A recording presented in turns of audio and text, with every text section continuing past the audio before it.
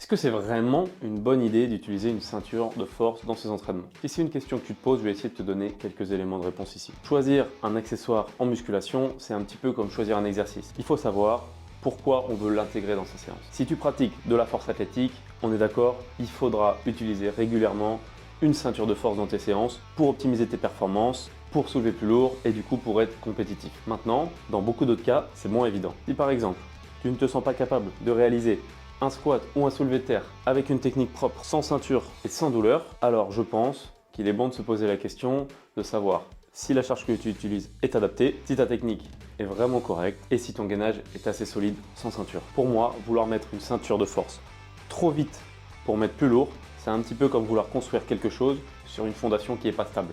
À long terme, ça risque de te poser problème. En termes de préparation physique, on peut aussi se poser la question de la spécificité et du transfert vers son sport.